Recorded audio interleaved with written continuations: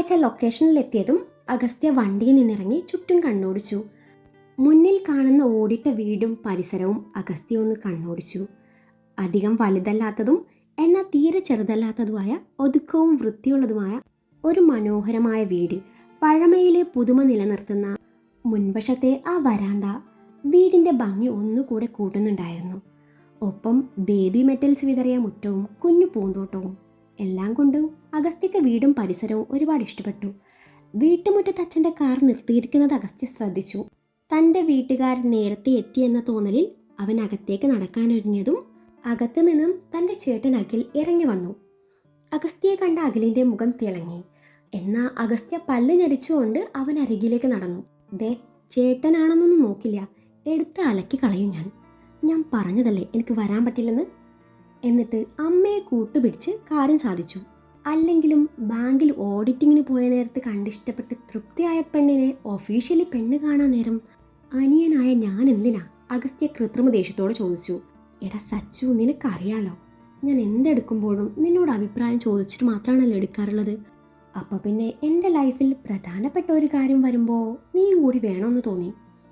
ശരി, എനിക്ക് ഈ പറഞ്ഞ പെൺകുട്ടി ഇഷ്ടമായില്ലെങ്കിൽ സാർ ഈ ബന്ധം വേണ്ടെന്ന് വെക്കോ? അഗസ്ത്യ അഖിലിൻ്റെ മുഖഭാവം ശ്രദ്ധിച്ചുകൊണ്ട് ചോദിച്ചു. അങ്ങനെ ചോദിച്ചാ അഖിലിന് മറുപടി ഇല്ലായിരുന്നു. നീ എൻ്റെ അനിയനല്ലേ, എൻ്റെ ഇഷ്ടത്തിനെതിരായി നീ ഒന്നും പറയില്ലെന്നും പ്രവർത്തിക്കില്ലെന്നും എനിക്ക് നന്നായിട്ട് അറിയാലോ. സാറിന് പതപ്പിച്ച് കഴിഞ്ഞെങ്കിലേ നമുക്ക് അകത്തു പോയാലോ? എനിക്കൊന്ന് വാഷ്റൂമിൽ പോകണം, വാ എന്നും പറഞ്ഞ് ചേട്ടൻ്റെ തോളിൽ കൈയിട്ട് അഗസ്ത്യ അകത്തേക്ക് നടന്നു. റിട്ടയർഡ് ADM ഓഫീസറായ അശോക് മേനോൻ്റെയും സുജാതയുടെയും മക്കളാണ് അഖിലും അഗസ്ത്യയും. അഖിൽ ഒരു ഗവൺമെൻറ് CA ആണ്. അഖിലിൻ്റെ കൂടെ വരുന്ന അഗസ്ത്യയെ കണ്ടതും ദിശയുടെ മാതാപിതാക്കളായ പ്രഭാകരും ബീനയും അവനെ ബഹുമാനത്തോടെ സ്വീകരിച്ചു. അതുമല്ല, പോലീസ് യൂണിഫോമിലാണല്ലോ ആളുടെ വരവ്. അത് കാണുമ്പോൾ ആരായാലും ഒന്ന് ബഹുമാനിച്ചു പോകും. അഗസ്ത്യ അവരെ നോക്കി ഒന്ന് പുഞ്ചിരിച്ചു. പുഞ്ചിരിക്കും അപ്പുറം ആ മുഖത്ത് ഗൗരവം എടുത്തു കാട്ടുന്നുണ്ട്. അവനൊന്ന് വാഷ്റൂമിൽ പോകണം എന്ന് പറഞ്ഞപ്പോൾ പ്രഭാകർ തന്നെയാണ് പുതുതായി പണിത ബെഡ്റൂമിലെ വാഷ്റൂം കാട്ടിക്കൊടുത്തത്. ദിയയുടെ വിവാഹത്തിന് വേണ്ടി ഹാളിനോട് ചേർന്ന് പണിത ബെഡ്റൂമായിരുന്നു അത്. അഗസ്ത്യക്ക് വാഷ്റൂം കാണിച്ച് പ്രഭാകർ തിരിഞ്ഞു നടന്നു. ദിയ മുറിയിൽ ഒരുക്കത്തിലാണ്. ഇതേ സമയത്താണ് ദിശ വീടിന് മുന്നിൽ എത്തുന്നത്. വീടിന് മുന്നിൽ നിർത്തിയ കാറ് കണ്ടതും പെണ്ണ് കാണൽ ചടങ്ങ് നടക്കുകയാണെന്ന് മനസ്സിലാക്കിയ ദിശ താൻ ഈ കോലത്തിൽ വീടിൻ്റെ മുൻവശത്ത് കൂടി പോയാൽ അവരാരെങ്കിലും കണ്ട മോശമാണ്. തന്നെ ഈ കോലത്തിൽ ചെറുക്കൻ്റെ വീട്ടുകാരെങ്ങാനും കണ്ട അതോടെ തീർന്ന് എന്ന് കരുതി ദിശ തൊട്ടുമുന്നിലെ ശാന്തേശിയുടെ വീടിൻ്റെ ഗേറ്റ് വഴി തങ്ങളുടെ വീടിൻ്റെ അടുക്കള ഭാഗത്തെത്തി. അടുക്കളയുടെ ഡോർ തുറന്നു കിടപ്പുണ്ട്. ഭാഗ്യത്തിന് അടുക്കളയിൽ ആരും ഇല്ലായിരുന്നു, അമ്മ പോലും. തന്നെ ഇങ്ങനെ കണ്ട പെറ്റ തള്ള പോലും സഹിക്കൂല. പോരാളി വീരാളി ആവാൻ ചാൻസ് ഉണ്ട് എന്ന് മനസ്സിൽ പറഞ്ഞു പമ്മി അകത്തേക്ക് കയറി. ഹാളിലും ആരുമില്ലായിരുന്നു. ഹാവു, വീണ്ടും ആശ്വാസം. ഇതിപ്പോൾ ഗ്രാനി ചാപ്റ്റർ ഗെയിം മാതിരി ആയല്ലോ. ഗ്രാനി വരുന്നതിന് മുന്നേ, അല്ല തൻ്റെ അമ്മ വരുന്നതിന് മുന്നേ ഇവിടെ നിന്ന് എസ്കേപ്പ് ആവണം എന്നും പറഞ്ഞ് മുന്നോട്ട് നടന്നു. അപ്പുറത്ത് നിന്ന് ഉച്ചത്തിൽ സംസാരം കേൾക്കാമായിരുന്നു. കൂട്ടത്തിൽ തൻ്റെ അമ്മയുടെ ശബ്ദം കേട്ടതും ദിശ തൻ്റെയും ചേച്ചിയുടെയും മുറിയിലേക്ക് ഒരൊറ്റ ഓട്ടം വെച്ചു കൊടുത്തു. ഡോർ ലോക്കായിരുന്നു. ഇനിയിപ്പോൾ ചെക്കനും ചേച്ചിയും ഡോറടിച്ച് സംസാരിക്കണോ? വിളിച്ചു നോക്കിയാലോ? മോശമല്ലേ? പെട്ടല്ല ഈശ്വര എന്ന് മനസ്സിൽ പറഞ്ഞപ്പോഴാണ് ചേച്ചിയുടെ പുതിയ മുറിയിലെ വാഷ്റൂമും ചേച്ചിയുടെ വിവാഹത്തിന് വേണ്ടി വാങ്ങിച്ച അലമാരയും അതിനുള്ളിലെ ചേച്ചിയുടെ പുതിയ 2-3 സാരിയും അവൾക്ക് ഓർമ്മ വരുന്നത്. സാരിയെങ്കിൽ സാരി, ഇതുപോലെ ആരെയും കണ്ടാൽ നാണക്കേടാ എന്ന് മനസ്സിൽ പറഞ്ഞ ഒരൊറ്റോട്ടായിരുന്നു. മുറിയുടെ ഡോർ ക്ലോസ് ചെയ്ത് അലമാര തുറന്നു. ഓണിയൻ പിങ്കിൽ വരുന്ന ഷിമ്മർ ഷിഫോൺ സാരി എടുത്ത് ബെഡിൽ വെച്ചു. താനിട്ടിരിക്കുന്ന ചുരിദാറിന് ഷോൾ എടുത്ത് മാറ്റി. ടോപ്പിൻ്റെ സിബ് വലിച്ച് താഴ്ത്തിയ നേരത്താണ് വാഷ്റൂമിൻ്റെ ഡോർ തുറക്കുന്ന ശബ്ദം കേൾക്കുന്നത്. വാഷ്റൂമിൻ്റെ ഡോറിൻ്റെ ഭാഗത്തിന് നേരെ എതിരായി മുഖം തിരിഞ്ഞു നിന്നാണ് അവൾ ഡ്രസ്സ് മാറാനൊരുങ്ങുന്നത്. ആദ്യം അവൾ കാര്യമാക്കിയില്ല. ചുരിദാറിൻ്റെ ഇരുവശവും അകത്തി തോളിൽ നിന്നും താഴ്ത്താൻ ഒരുങ്ങുകയാണ് ആളനക്കം കേൾക്കുന്നത്. ശബ്ദം കേൾക്കുന്ന ഭാഗത്തേക്ക് നോക്കി അവൾ കാണുന്നത് അഗസ്ത്യയെ. അവൾ ഞെട്ടലോടെ തൻ്റെ ചുരിദാറിൻ്റെ പിൻഭാഗം കൂട്ടിപ്പിടിച്ചു. ഇയാളെന്താ ഇവിടെ എന്ന പോലെ വെപ്രാളത്തോടെ അവനെ നോക്കി. ഇതേ സമയം ദിശയെ അവിടെ കണ്ട ഞെട്ടിലായിരുന്നു അഗസ്ത്യ. വാഷ്റൂമിൽ നിന്നിറങ്ങിയ താൻ കാണുന്നത് ഏതൊരു പെണ്ണിൻ്റെ നഗ്നമായ പുറമായിരുന്നു. അപ്പോഴാണ് ആ പെണ്ണ് തിരിഞ്ഞു നോക്കുന്നത്. അവളുടെ മുഖം കണ്ടതും തൃപ്തിയായി. രാവിലെ മുതൽ തന്നെ വെറുപ്പിച്ചുകൊണ്ടിരിക്കുന്ന അതേ പെണ്ണ്. ഇവളെന്താ ഇവിടെ? അപ്പോ നേരത്തെ കാണിച്ച ആ വീടോ എന്നും മനസ്സിൽ പറഞ്ഞു അവളെ ഒന്ന് നോക്കി. അയ്യോ അച്ഛ, അമ്മേ, ഓടി വരണേ! കള്ളൻ! കള്ളനല്ല, പോലീസാ! അയ്യോ നാട്ടുകാരെ, ഓടി വരണേ! ഇത് ഈ പോലീസ് ഞാൻ ഡ്രസ്സ് മാറുമ്പോൾ ഒളിഞ്ഞു നോക്കിയേ എന്നും പറഞ്ഞ് നിലവിളിക്കുന്ന പെണ്ണിനെ കണ്ടതും അവൻ അവളെ കൊല്ലാനുള്ള ദേഷ്യം തോന്നി. ശബ്ദം പുറത്തേക്ക് കേൾക്കും മുൻപേ അവൻ അവളുടെ അരികെ ചെന്ന് വായ പൊത്തിപ്പിടിച്ചു. അതുകൂടി ആയതും അവളുടെ ഭയം ഇരട്ടിച്ചു. അവൾ കുതറിമാറാൻ ഒരുങ്ങവേ ബാലൻസ് തെറ്റി ഇരുവരും ബെഡിലേക്ക് വീണു. പെട്ടെന്നുള്ള വീഴ്ചയിൽ അവൾ പേടിയോടെ കണ്ണുകൾ ഇറുകെ പൂട്ടി. അവളുടെ മേലെയാണ് അവനിപ്പോൾ ഉള്ളത്. കണ്ണിറുകെ പൂട്ടിക്കിടക്കുന്ന അവളുടെ തോളിൽ നിന്നും ഡ്രസ്സ് അല്പം താഴേക്ക് ഇറങ്ങി പോന്നിട്ടുണ്ട്. ഇരു തോളും ഇന്നർ വെയറിന്റെ സ്ട്രാപ്പും ചെറുതായി മാറെടുക്കും കാണാം. അവൻ ഒരു വട്ടമേ അങ്ങോട്ട് നോക്കിയുള്ളൂ. നോട്ടം പിൻവലിച്ചു അവളിൽ നിന്ന് അകന്നു മാറി. അവൻ തന്നിൽ നിന്നും അകന്നു മാറിയതും അവൾ ഞെട്ടിപ്പിടഞ്ഞ് എഴുന്നേറ്റ് ഡ്രസ്സ് നേരെയിട്ട് തൻ്റെ ഷോളെടുത്ത് പുതച്ചു. നീ എന്താ ഇവിടെ? അവളിൽ നിന്ന് മുഖം തിരിഞ്ഞുകൊണ്ട് അഗസ്ത്യ ചോദിച്ചു. ഇതെൻ്റെ വീടാ, അവൾ പതിഞ്ഞ സ്വരത്തിൽ പറഞ്ഞു. ഓ, നിന്റെ വീട്. അപ്പോ ആ ഇരുനില വീടോ? അവിടെ കണ്ട പോർഷെ കാർ ആരുടെയാണെന്ന് പറഞ്ഞ്? പപ്പയുടെ. ആരുടെ പപ്പയുടെ? അന്നേരം അഗസ്ത്യ അവളിലേക്ക് നോട്ടം പായിച്ചിരുന്നു. ആരുടെയോ പപ്പയുടെ, ദിശ ചമ്മലോടെ പതിഞ്ഞ സ്വരത്തിൽ പറഞ്ഞു. ഒന്ന് അമർത്തി മൂളിക്കൊണ്ട് അവൻ ഡോറിനരികിലേക്ക് നടന്നു. അല്ല, സാറെന്താ ഇവിടെ? ദിശ പെട്ടെന്ന് ചോദിച്ചു. ഞാൻ പെണ്ണ് കാണാൻ വന്നതാ എന്നും പറഞ്ഞ് അവൻ ഡോറും തുറന്നു പോയതും അവൾക്ക് നേരിയ വിഷമം തോന്നി. തനിക്ക് ക്രഷടിച്ച മുതലാണോ തൻ്റെ ചേച്ചിയെ കാണാൻ വന്നത്? അതുമല്ല, ഇയാൾ തന്നെ കാണാൻ പാടില്ലാത്ത സാഹചര്യത്തിൽ കാണുകയും ചെയ്തു. ഷോ, ഇതെങ്ങാനും ചേച്ചി അറിഞ്ഞാ? അവൾക്കാകെ എന്തോ വല്ലായ്മ തോന്നി. ഇതേ അവസ്ഥയായിരുന്നു അഗസ്ത്യക്കും. തൻ്റെ ചേട്ടൻ കാണാൻ വന്നത് ദിശയാണോ എന്ന തോന്നൽ അവനിലുണ്ടായി. ഇവള് നിയമ വിദ്യാർത്ഥിനിയല്ലേ, അപ്പോൾ എങ്ങനെ അഗി ഇവളെ ബാങ്കിൽ വെച്ച് കാണും? നിയമ വിദ്യാർത്ഥിനിക്ക് എന്താ ബാങ്കിൽ പോയിക്കൂടെ? ഇനി അങ്ങനെ എങ്ങാനും കണ്ടതാണോ? ഛേ, ഇനി ആ ഇഡിയറ്റിനെ എങ്ങനെ തൻ്റെ ഏട്ടത്തിയായി കാണും? പുല്ല്, അവൾക്ക് ഡ്രസ്സ് മാറാൻ കണ്ട നേരം. എന്തിനവളെ പറയണം? ഇത് അവളുടെ വീടല്ലേ, എനിക്ക് വാഷ്റൂമിൽ പോകാൻ കണ്ട നേരം എന്ന് പറയുന്നതാവും നല്ലത്. കള്ളി, അവളുടെ ഒരു ബംഗ്ലാവും പോർഷെ കാറും. എന്നാലും അതിക്ക് ഈ കള്ളിയെ മാത്രമേ പ്രേമിക്കാൻ കിട്ടിയുള്ളൂ. ഓരോന്ന് മനസ്സിൽ പറഞ്ഞവൻ അച്ഛൻ്റെയും അമ്മയുടെയും അഖിലിൻ്റെ അരികെ വന്നിരുന്നു. എന്തു പറ്റിയടാ? എന്തോ പോയ അണ്ണാനെ പോലെയുള്ള അഗസ്ത്യയുടെ ഇരുത്തം കണ്ട് അഖിൽ ചോദിച്ചതും ഒന്നുമില്ലെന്ന് പറഞ്ഞ് അവൻ ഒഴിഞ്ഞു മാറി. ദിയ ഒരുങ്ങിക്കഴിഞ്ഞതും അവൾ മുറിയിൽ നിന്ന് ഇറങ്ങി വന്നു. അമ്മ അവളുടെ കയ്യിൽ ചായയും ട്രേയും കൊടുത്ത് പിറകെ സ്വീറ്റ്സുമായി ചെല്ലാൻ നേരാണ് മുറിയിൽ നിന്ന് ഇറങ്ങി വരുന്ന ദിശയെ കാണുന്നത്. സാരിയിൽ ദിശയെ കണ്ടതും അമ്മയുടെ മുഖം വിടർന്നു. ദച്ചു, നീ എപ്പോൾ വന്നു? എന്തായാലും വന്നത് നന്നായി, ഇങ്ങ് വാ, ചേച്ചിയുടെ കൂടെ ചെല്ലേ എന്നും പറഞ്ഞ അമ്മ അവളുടെ കയ്യിൽ സ്വീറ്റ്സ് കൊടുത്ത് പറഞ്ഞു വിട്ടു. ദേ, പെൺകുട്ടി എത്തിയല്ലോ. ചായയുമായി വരുന്ന ദിയെ നോക്കി സുജാത പറഞ്ഞതും അഖിലും അഗസ്ത്യവും തല ഉയർത്തി നോക്കി. ആ സമയത്ത് തന്നെയാണ് ദിശയും അങ്ങോട്ട് വരുന്നത്. ദിയയെ നേരത്തെ കണ്ടതുകൊണ്ട് അഖിലിന്റെ മുഖത്ത് ടെൻഷനൊന്നും ഇല്ലായിരുന്നു. എന്നാൽ അഗസ്ത്യ ആകെ കിളിപ്പോയിരിപ്പാണ്. എടാ, ഇതിലേതാ പെണ്ണ്? അഗസ്ത്യ തൻ്റെ ചേട്ടനെ തോണ്ടി ചോദിച്ചു. ആ രണ്ടും പെണ്ണ് തന്നെയല്ലേ? അഖിലിന്റെ മറുപടി കേട്ട് അഗസ്ത്യ ചേട്ടനെ നോക്കി പല്ല് ഞെരിച്ചു. അതെനിക്ക് മനസ്സിലായി. എടാ, നിന്റെ പെണ്ണ് ഏതാണെന്ന് അഗസ്ത്യ ചോദ്യം ആവർത്തിച്ചു. ആ സാരി ഉടുത്തിരിക്കുന്നതാണ് എൻ്റെ പെണ്ണ്. ദിയയിൽ മാത്രം ദൃഷ്ടി പതിപ്പിച്ചു അഖിൽ പറഞ്ഞു. അഗസ്ത്യ നോക്കുമ്പോൾ രണ്ടുപേരും സാരിയാണ്. അഗസ്ത്യ അഖിലിനെ തിരിഞ്ഞു നോക്കുമ്പോൾ ആള് ദിയയുടെ ചോര കൂട്ടുന്ന തിരക്കിലാണ്. അതിൽ നിന്നും അഗസ്ത്യക്ക് ഏകദേശം പിടികിട്ടി. ദിയ എല്ലാവർക്കും ചായ കൊടുക്കുന്ന കൂട്ടത്തിൽ അഗസ്ത്യക്കും കൊടുത്തു. ദിശ സ്വീറ്റ്സും ടീപ്പോയിൽ വെച്ച് ചേച്ചിയുടെ അരികിൽ വന്ന് നിന്നു. ദിയ ആണെങ്കിൽ ഇടം കണ്ടിട്ട് ചെറുക്കനെ സ്കാൻ ചെയ്യുന്ന തിരക്കിലാണ്. ചെറുക്കൻ ആരാണെന്ന് ഇപ്പോൾ ദിശയ്ക്കും ഏകദേശം വ്യക്തമായിട്ടുണ്ട്. ഇഷ്ടായോ? ദിശ തൻ്റെ ചേച്ചിയുടെ കാതോരം സ്വകാര്യം പോലെ ചോദിച്ചു. അന്നേരം ദിശയിൽ നാണം വിരിഞ്ഞു. ചേട്ടൻ കൊള്ളാം, പക്ഷെ അനിയൻ എനിക്ക് തീരെ ഇഷ്ടമായില്ല. ആ മുഖത്ത് എഴുതി വെച്ചിട്ടുണ്ട് ജാടയാണെന്ന്. ദിശ പറഞ്ഞത് കേട്ടതും ദിയ അവളെ വല്ലാത്ത ഭാഗത്ത് നോക്കി. നിനക്കിഷ്ടപ്പെടാൻ പുള്ളി നിന്റെ പെണ്ണ് കാണാൻ വന്നതൊന്നും അല്ലല്ലോ. ദിയ ദിശയ്ക്ക് മാത്രം കേൾക്കാൻ പാകത്തിൽ പറഞ്ഞതും അവൾ തൻ്റെ ചേച്ചിയെ ചെറുതായി നുള്ളി. ചേച്ചിയും അനിയത്തിയും തമ്മിലുള്ള അടക്കം പറച്ചിലും ചിരിയും കുറുമ്പ് കാട്ടലും കണ്ട് അഖിൽ അങ്ങോട്ട് ശ്രദ്ധ കൊടുത്തപ്പോൾ ഇവൻ ഇതെന്താ പെണ്ണുങ്ങളെ കാണാത്ത പോലെ നോക്കുന്നത് എന്നും പറഞ്ഞ അഗസ്ത്യ അഖിലിന്റെ കൈ പിടിച്ചു ഞെരിച്ചു. കയ്യിൽ വേദന അനുഭവപ്പെട്ടതും അഖിൽ അഗസ്ത്യയെ നോക്കി പേടിപ്പിച്ചു. ഡാ, വായി നോക്കി ഉള്ള വില കളയണോ? എന്തായാലും നിന്റെ സെലക്ഷൻ കൊള്ളാം, പക്ഷെ തൊട്ടരികി നിൽക്കുന്നതേ ആറ്റം ബോംബാണ്, എപ്പോൾ വേണേലും പൊട്ടിത്തെറിക്കാം. അഗസ്ത്യ പറഞ്ഞത് കേട്ടതും അഖിലിന്റെ നോട്ടം ദിശയിലേക്ക് നീണ്ടു. ചേട്ടനും അനിയനും കുറെ നേരമായല്ലോ എന്നെ നോക്കുന്നേ. DCP എൻ്റെ കുറ്റം പറഞ്ഞു കൊടുക്കുന്നതാവും. ദിശ ദേഷ്യത്തോടെ അഗസ്ത്യയെ നോക്കി മനസ്സിൽ പറഞ്ഞു. കണ്ടോ, അവളുടെ ആ നോട്ടം കണ്ടോ? അഗസ്ത്യ അഖിലിനോട് അതും പറഞ്ഞ് ദിശയുടെ മുഖത്തേക്ക് നോക്കി. അന്നേരം ഇരുവരുടെയും നോട്ടങ്ങൾ തമ്മിൽ കൊരുത്തു വലിച്ചു. രണ്ടുപേരുടെയും മനസ്സിലൂടെ നേരത്തെ നടന്ന സംഭവങ്ങൾ ഓർമ്മ വന്നു. ഇരുവരും വെപ്രാളത്തോടെ നോട്ടം പിൻവലിച്ചു. ഇതാണല്ലേ നിങ്ങളുടെ ഇളയ മോള്? മോളുടെ പേരെന്താ? സുജാതയാണ് ചോദിച്ചത്. ദിശ. അമ്മയുടെ ചോദ്യവും ദിശയുടെ മറുപടി ആയപ്പോൾ അഗസ്ത്യക്ക് സമാധാനമായി. പെണ്ണ് ദിയാണെന്നും ദിശ അനിയത്തിയാണെന്നും അവൻ ഉറപ്പിച്ചു. മോള് ലോ കോളേജിൽ പഠിക്കുകയാണല്ലേ? കോളേജ് വൈസ് ചെയർപേഴ്സൺ മോളാണല്ലേ? കുറച്ച് രാഷ്ട്രീയമൊക്കെ നല്ലതാ. അല്ല, മോള് സെക്രട്ടേറിയറ്റ് മാർച്ചിന് പോയിരിക്കുകയാണെന്നാണല്ലോ അച്ഛൻ പറഞ്ഞത്. ഇത്ര പെട്ടെന്ന് കഴിഞ്ഞോ? പ്രതിഷേധ പ്രകടനമൊക്കെ എങ്ങനെയുണ്ടായിരുന്നു? അഗസ്ത്യയുടെ അച്ഛൻ്റെ ചോദ്യം കേട്ട് ദിശ അറിയാതെ അഗസ്ത്യയെ നോക്കി. അവനാണെങ്കിൽ ഇത് കേട്ട് ചിരി കടിച്ചു പിടിച്ച് നിൽപ്പുണ്ട്. കുഴപ്പമില്ലായിരുന്നു അങ്കിൾ, ദിശ പറഞ്ഞൊപ്പിച്ചു. കുഴപ്പമില്ലായിരുന്നു പോലും. ഞാനില്ലായിരുന്നെ കാണായിരുന്നു, ഭിത്തിയിൽ പടമായേനെ. അഗസ്ത്യ ദിശയെ പുച്ഛിച്ചു നോക്കി. ആണോ? അപ്പോൾ പ്രശ്നമൊന്നും ഉണ്ടായി കാണില്ലായിരിക്കും. എടാ സച്ചു, നിനക്ക് അവിടെയായിരുന്നല്ലോ ഡ്യൂട്ടി, എന്നിട്ട് നീ ഈ കുട്ടിയെ കണ്ടില്ലേ?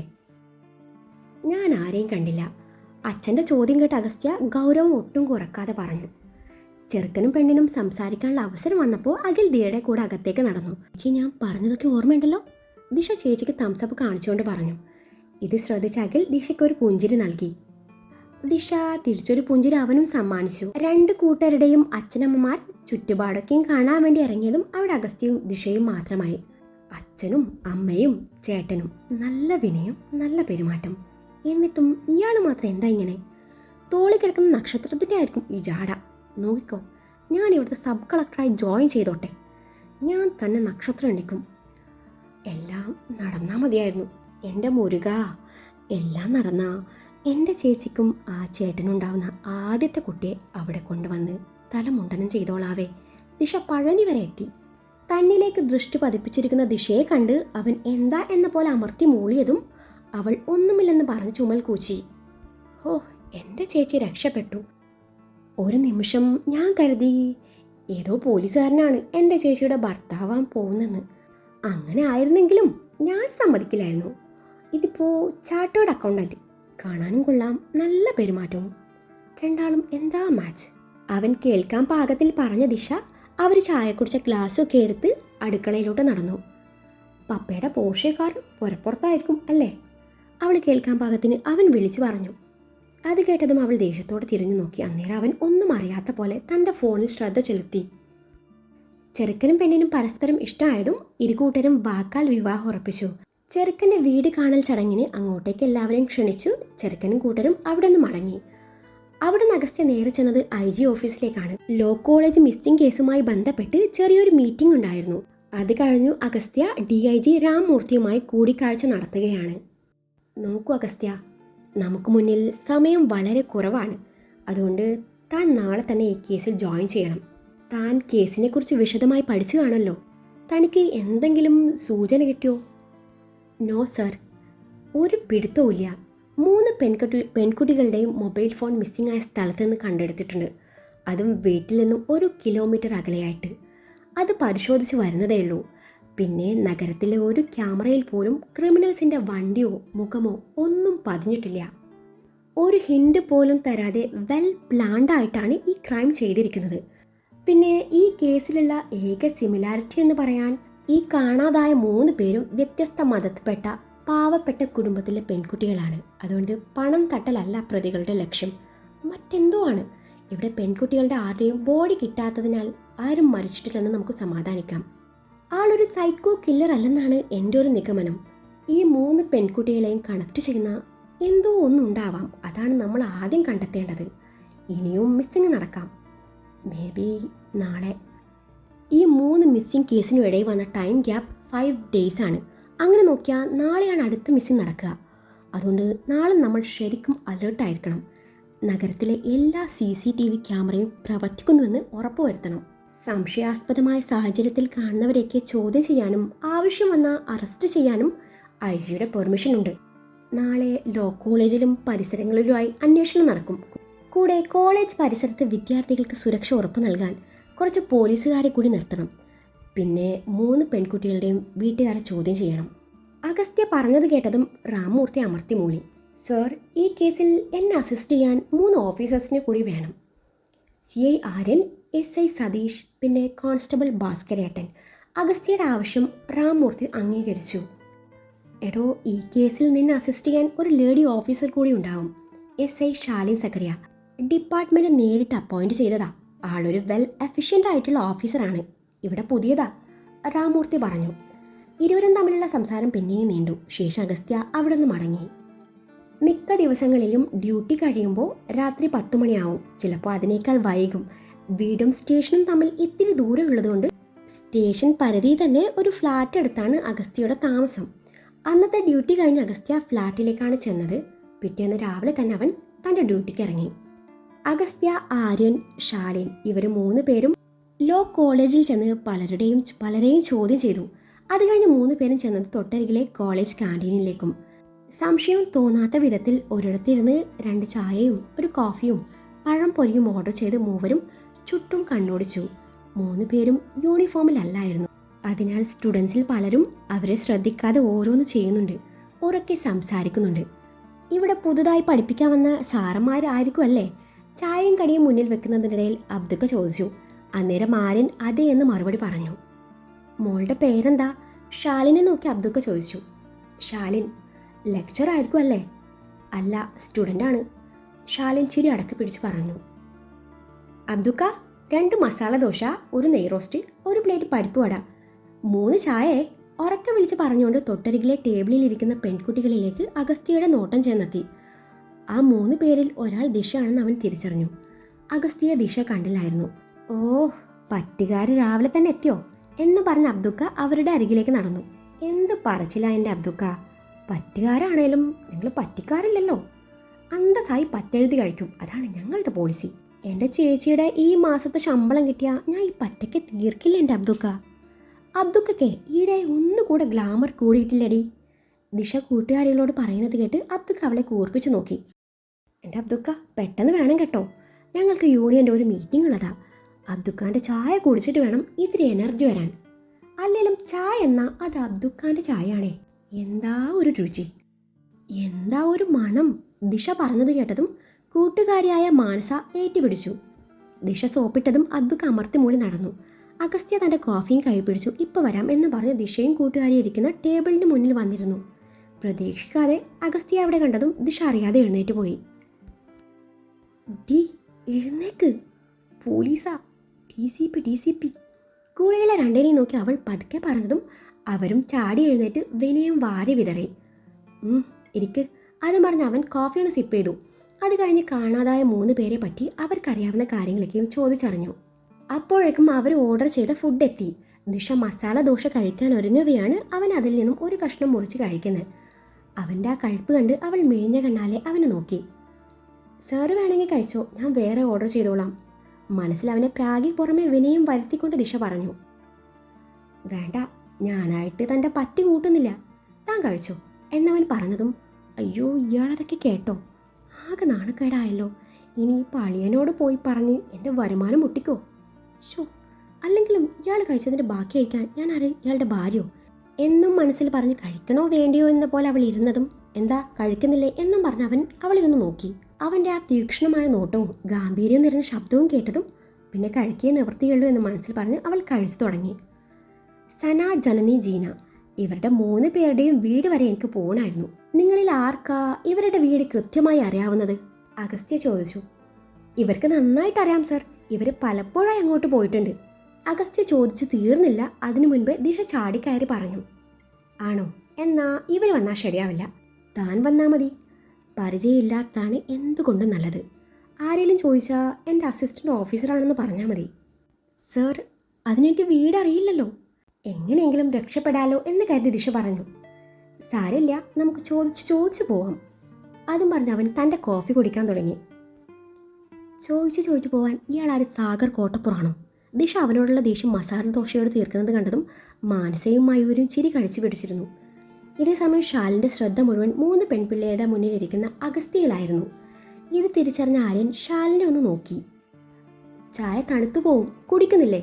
ആര്യൻ്റെ ചോദ്യം കേട്ടതും ഷാലിൻ അഗസ്ത്യയിൽ നിന്നുള്ള നോട്ടം പിൻവലിച്ചു. സാറിന് അഗസ്ത്യ സാറുമായി എത്ര വർഷക്കാലമുള്ള പരിചയമാണുള്ളത്? അങ്ങനെ കണക്കൊന്നുമില്ല. ഞങ്ങൾ അടുത്തടുത്ത് ഫ്ലാറ്റിൽ താമസിക്കുന്നു. രണ്ടുപേരുടെയും വീടും ഒരേ സ്ഥലത്താണ്. ഞങ്ങൾ നല്ല സുഹൃത്തുക്കൾ കൂടിയാണ്. എന്നിരുന്നാലും സീനിയർ ഓഫീസർ എന്നുള്ള റെസ്പെക്റ്റ് ഞാൻ കീപ്പ് ചെയ്യാറുണ്ട്. പേര് വിളിച്ചോളാൻ അനുമതി തന്നിട്ടുണ്ട്. സാറിനോട് എനിക്ക് പ്രത്യേക സ്നേഹവും ബഹുമാനമൊക്കെ ഉണ്ട്. സാറാണ് എൻ്റെ റോൾ മോഡൽ. എന്നേക്കാൾ എത്രയോ ഉയരത്തിൽ നിൽക്കുന്ന ആളാണ് അഗസ്ത്യ സാർ. അതുകൊണ്ട് എന്തോ പേര് വിളിച്ച് അതിൻ്റെ ഭംഗി കളയാൻ തോന്നിയില്ല. ആര്യൻ പഴംപൊരി കഴിച്ചുകൊണ്ട് പറഞ്ഞു.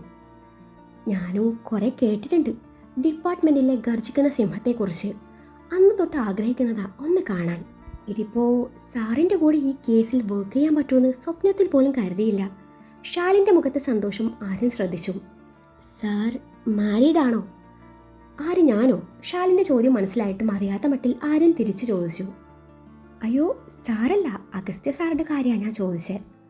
എന്താ തനിക്ക് സ്പാർക്ക് അടിച്ചോ? ഏയ് അങ്ങനൊന്നുമില്ല. എത്രയോ പെൺപിള്ളേരെ ക്രഷ് അടിപ്പിച്ച മുതലല്ല നിൽക്കുന്നേ. ഒരു കൗതുകം കൊണ്ട് ചോദിച്ചതാ. അന്നേരം ഷാലിൻ്റെ കണ്ണുകൾ അഗസ്ത്യയിൽ അലഞ്ഞു നടന്നു. സാറ് മാരീഡ് ഒന്നും അല്ല കേട്ടോ, ആര്യൻ പറഞ്ഞു. ഇനി അഫെയർ?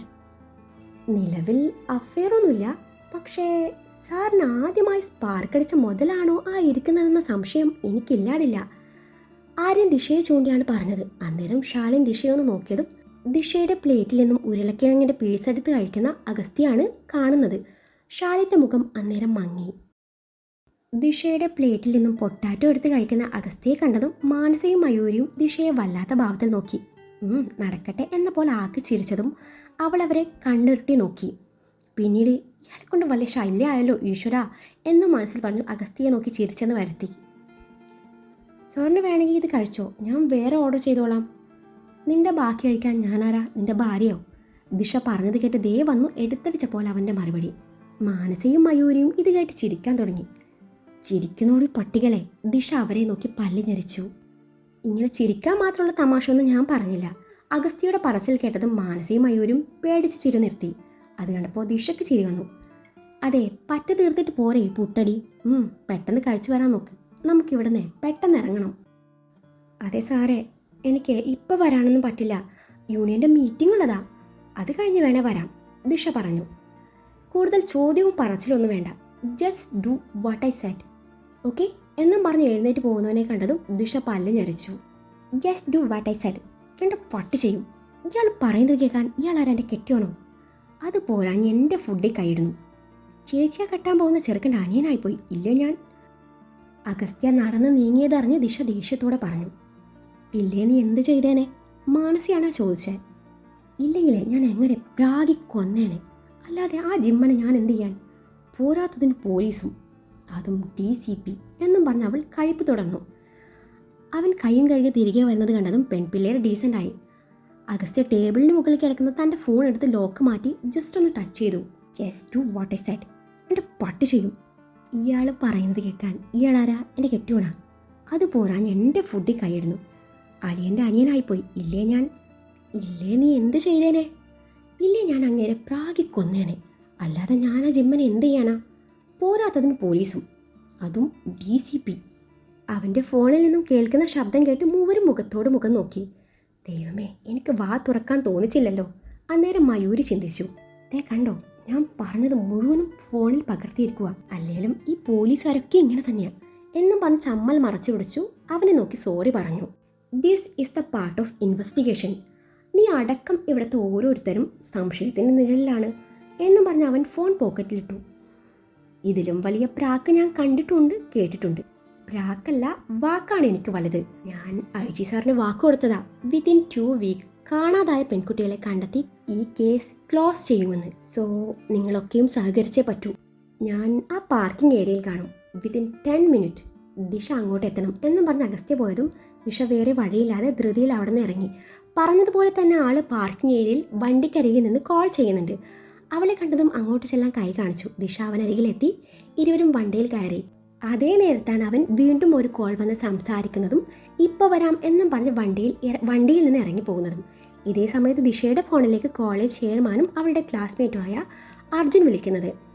ഇന്ന് ഉച്ചയ്ക്ക് 2 മണിക്ക് ഒരു പ്രതിഷേധ റാലി സംഘടിപ്പിച്ചിട്ടുണ്ടെന്നും ആ നേരത്ത് അങ്ങോട്ട് എത്തണമെന്നും പറഞ്ഞ് അർജുൻ കോൾ അവസാനിപ്പിച്ചതും ദിശയുടെ കണ്ണുകൾ തൻ്റെ ഫോണിലേക്ക് നീണ്ടു. സമയം 12 ആവാറായി.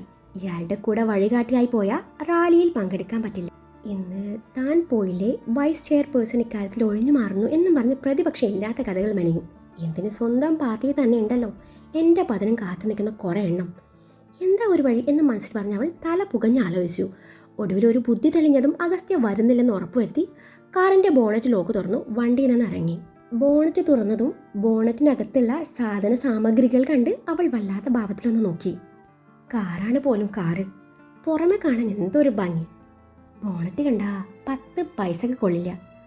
പേര് XUV, വിലയോ 35 lakh. അവൾ പ്രത്യേക ഈണത്തിൽ പറഞ്ഞു. അവൾക്ക് എന്ത് ചെയ്യണമെന്ന് ഒരെത്തും പിടിയുമില്ല. പിന്നെ രണ്ടും കൽപ്പിച്ചു പിടിക്കപ്പെടാത്ത രീതിയിൽ 2 വയറിൻ്റെ കണക്ഷൻ വിച്ഛേദിച്ചു. ഒരു ഭംഗിക്ക് വായിലെ ചുയിങ്ങ കൂടി വയറിൽ ഒട്ടിച്ചു വെച്ചു. തൻ്റെ ബാഗിൽ കിടന്ന വാട്ടർ ബോട്ടിലിലെ വെള്ളം എടുത്ത് വയറിന് മേലെ ഒഴിച്ചു കൊടുത്ത് ബോണറ്റ് അടച്ചു വെച്ച് ഒന്നും അറിയാത്ത പോലെ തിരികെ വന്നു.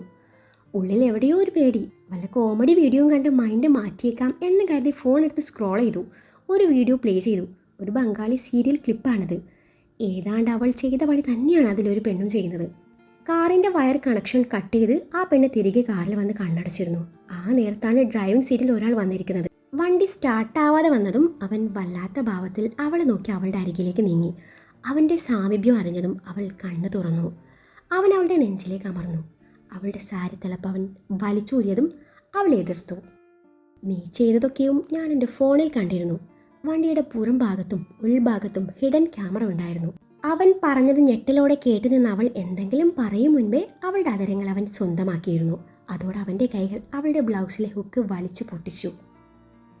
ചേട്ടാ, ഇതിപ്പോൾ ഉള്ള സമാധാനം കൂടി പോയല്ലോ എന്നും പറഞ്ഞ് ദിശ വീഡിയോ ക്ലോസ് ചെയ്ത് വണ്ടിയിൽ ക്യാമറ ഉണ്ടോയെന്ന് അരിച്ച് പെറുക്കാൻ നേരാണ് ഡോറും തുറന്ന് അഗസ്ത്യ വരുന്നത്. ദിശയുടെ പ്രവൃത്തി കാണാനിടയായ അഗസ്ത്യയുടെ മുഖം സംശയത്താൽ ചുളുങ്ങി. അത് പിന്നെ ഒരു കൊതുക് ദേ ഇതിനകത്ത് പോയിട്ടോ, ഡാഷ്ബോർഡ് ചൂണ്ടി പറഞ്ഞ് അവൾ ഒരുവിധം തടി തപ്പി. തന്നെ വല്ലാത്ത ഭാവത്തെ നോക്കുന്ന അവനെ കണ്ടതും ഇയാളെന്താ ഇങ്ങനെ നോക്കുന്നത്? ദൈവമേ, ഇനി ഈ വണ്ടിയിലും ക്യാമറ ഉണ്ടാവോ എന്നവൾ ചിന്തിച്ചു. അവനെ നോക്കി ചിരിക്കാൻ ശ്രമിച്ചു. അടുത്ത നിമിഷം അവൻ വണ്ടി സ്റ്റാർട്ട് ചെയ്ത് മുന്നോട്ടെടുത്തതും ദേ വണ്ടി പോകുന്നു. ചേടാ, അപ്പോൾ നേരത്തെ ഞാൻ എന്താ കട്ട് ചെയ്തേ? ഇനിയിപ്പോൾ ബ്രേക്ക് എങ്ങാനും കട്ടായോ? ഈശ്വര, ഞാനിതാ കാറും പിടിച്ച് നിന്റെ അരികിലേക്ക് വരുക എന്നും മനസ്സിൽ പറഞ്ഞ് നഖം കടിക്കാൻ തുടങ്ങി. അവൻ അവളുടെ വെപ്രാളം കണ്ട് പുരികം പൊക്കിയപ്പോൾ അവൾ ഒന്നുമില്ലെന്ന പോലെ ചുമൽ കൂച്ചി. വണ്ടി വലിയ കുഴപ്പമൊന്നുമില്ലാതെ മുന്നോട്ട് നീങ്ങിക്കൊണ്ടിരിക്കുന്നു. അതോടെ ബ്രേക്ക് കട്ടായില്ല എന്നവൾ ഉറപ്പിച്ചു. കുറച്ചു കഴിഞ്ഞതും അവൻ വണ്ടി ഒതുക്കി നിർത്തി. റോഡരികിൽ കാണുന്ന ഏതോ ഒരു ചേട്ടനോട് സനയുടെ വീട് എവിടെയാണെന്ന് ചോദിച്ചു. അന്നേരം അയാൾ കൈ മലർത്തി. ഓ പിന്നെ, വഴിയെ പോണവർക്കൊക്കെ സനയെ അറിയാൻ. കാണാതായതേ സന ഖാനോ സന അൽത്താഫോ ഒന്നുമല്ലല്ലോ, ഒരു പാവം സന മൊയ്തീൻ. ദിശ ആത്മകഥം പറച്ചിൽ തുടർന്നുകൊണ്ടിരുന്നു. വണ്ടി പിന്നെയും മുന്നോട്ട് നീങ്ങി. വണ്ടി ഒരു കടയുടെ മുന്നിലെത്തിയതും കടയുടെ മുന്നിൽ കുറച്ച് ചെറുപ്പക്കാരിയ്ക്കുന്നുണ്ടായിരുന്നു. അഗസ്ത്യ ദിശയോട് അവരോട് സനയുടെ വീടിൻ്റെ വഴി ചോദിക്കാൻ പറഞ്ഞു. എനിക്കൊന്നും വയ്യ, എനിക്ക് പേടിയാ, അവന്മാരെ കണ്ടാൽ അറിഞ്ഞൂടെ കഞ്ചുവാ. സാറല്ലേ ചോദിച്ചു പോവാന്ന് പറഞ്ഞേ. ചോദിച്ചിട്ട് വാ സാറേ, ദിശ താല്പര്യമില്ലാത്ത മട്ടിൽ പറഞ്ഞതും അഗസ്ത്യ വണ്ടിയിൽ നിന്നിറങ്ങി അവരുടെ അരികിലേക്ക് നടന്നു. അവന്മാരെന്തൊക്കെയോ ചൂണ്ടി പറയുന്നുണ്ട്. അവൻ വണ്ടിയിൽ തിരികെ കയറി. വണ്ടി പിന്നെയും മുന്നോട്ട് നീങ്ങി. വഴി മനസ്സിലായോ സാർ? ദിശ ചോദിച്ചു. അന്നേരം അവനൊന്ന് മൂളി. എത്താറായോ സാർ? അന്നേരം അവനൊന്ന് മൂളി. സാറിൻ്റെ നേരെ ഓപ്പോസിറ്റ് ആണല്ലേ അഖിലേട്ടൻ. Such a sweet person. Disha പറഞ്ഞതിൻ്റെ അർത്ഥം മനസ്സിലായ അഗസ്ത്യ അവളെ കടുപ്പിച്ചു നോക്കി ഡ്രൈവിങ്ങിൽ ശ്രദ്ധ ചെലുത്തി. അയ്യോ സർ, ശരിക്കും ഞാൻ അങ്ങനെയല്ല ഉദ്ദേശിച്ചത്. പക്ഷേ അഖിലേട്ടനേക്കാൾ ഭംഗി കൂടുതൽ സാറിനാ. താൻ ഉദ്ദേശിച്ചത് അങ്ങനെയാണെന്ന് ഞാൻ പറഞ്ഞോ? ഇല്ലല്ലോ. പിന്നെ ആരും എന്നെ പുകഴ്ത്തുന്നതേ എനിക്ക് തീരെ ഇഷ്ടമല്ല. ചേടാ, ഇതെന്ത് കൂത്ത്? നല്ലതും പറയാൻ പറ്റില്ലേ? ദിശ പിറുപിറുത്തു. സാർ, ഞങ്ങളെ മറ്റന്നാൾ സാറിൻ്റെ വീട്ടിലോട്ട് വരുന്നുണ്ട്. എന്തിന്? അത് പിന്നെ വീട് കാണാൻ. ഈ ഞങ്ങളെന്ന് പറയുമ്പോൾ താങ്കളും കാണോ? പിന്നല്ലാതെ, ഞാൻ മാത്രമല്ല ചേച്ചിയും കൂടി വരുന്നുണ്ട്. ചേച്ചിയോ? എന്തിന്? ഇപ്പം ഇതാ സാറേ ട്രെൻഡ്, ചെക്കൻ കാണൽ. അല്ലേലും ചെക്കന് മാത്രം പെണ്ണും വീടും കണ്ടാൽ മതിയോ? ഇനി അങ്ങോട്ട് ചേച്ചി ജീവിക്കേണ്ടത് അവിടെയാണല്ലോ. എല്ലാം ഒന്ന് മുൻകൂട്ടി കാണുന്നത് നല്ലതല്ലേ? ഞങ്ങളെ 25 പേരുണ്ടാവും. അന്ന് തന്നെ വിവാഹ തീയതിയും മുഹൂർത്തവും കുറിക്കും. വേറെ എൻഗേജ്മെൻറ്റ് ചടങ്ങ് അങ്ങനെ ഒന്നുമില്ലല്ലോ. അന്നേരം അവനൊന്ന് അമർത്തി മൂളി. എന്നെ പോലെയല്ല എൻ്റെ ചേച്ചി, ഒരു പാവാണ്. ഞങ്ങൾ തമ്മിൽ കൂട്ടുകാരെ പോലെയാ. സാറിൻ്റെ ചേട്ടൻ എങ്ങനെയാ? നിങ്ങൾ തമ്മിൽ നല്ല ബോണ്ടാണോ? ദിശയ്ക്ക് ചേച്ചിയുടെ ഭർത്താവാൻ പോകുന്ന ആളെ പറ്റി അറിയണം എന്ന് തോന്നി. സോറി, എനിക്ക് ഡ്യൂട്ടിക്കിടയിൽ ഇങ്ങനെയുള്ള പേഴ്സണൽ മാറ്റർ സംസാരിക്കാൻ തീരെ താല്പര്യമില്ല. സോ ദിശ അതൊന്ന് ശ്രദ്ധിച്ചാൽ നല്ലത്. ഞാനിപ്പോൾ തൻ്റെ ചേച്ചിയെ കെട്ടാൻ പോണ ചെറുക്കൻ്റെ ബ്രദറായിട്ടല്ല തൻ്റെ മുന്നിലിരിക്കുന്നത്. പ്രമാദമായ മിസ്സിംഗ് കേസ് അന്വേഷിക്കുന്ന പോലീസ് ഓഫീസറായിട്ടാണ്. പിന്നെ അവനെപ്പറ്റി അറിയാനായിട്ട് ഒന്നുമില്ല. He's a nice guy. Agastya ഗൗരവത്തിൽ അത്രയും പറഞ്ഞ് ഡ്രൈവ് ചെയ്യുകയാണ്. ഓ, എന്തൊരു ജാടി അയാൾക്ക്! ഇത്രയും തലക്കണം ചാൾസ് ശോഭരാജിന് പോലും കാണില്ല. അല്ലെങ്കിൽ ഇയാളോട് കൊച്ചു വർത്തമാനം പറയാൻ പോയാൽ എന്നെ വേണം പറയാൻ. അയ്യോ, എൻ്റെ റാലി പോയി, ഇനി എന്തു ചെയ്യും? ദിശ അപ്പോഴാണ് അക്കാര്യം ഓർത്തത്. പെട്ടെന്നാണ് വണ്ടി ഓഫായതും നിന്നതും. റിപ്പീറ്റായി സ്റ്റാർട്ടടിച്ച് നോക്കിയിട്ടും വണ്ടി സ്റ്റാർട്ടാവുന്നില്ല എന്നത് കണ്ടതും ദിശയുടെ മനസ്സിൽ ലഡ്ഡു പൊട്ടി. വണ്ടിയിൽ നിന്നിറങ്ങി ബോണറ്റ് ചെക്ക് ചെയ്യുന്നവനെ കണ്ടതും പിടിക്കപ്പെടാതിരിക്കാൻ അവൾ രാമനാമക്യം ജപിക്കുന്നുണ്ട്.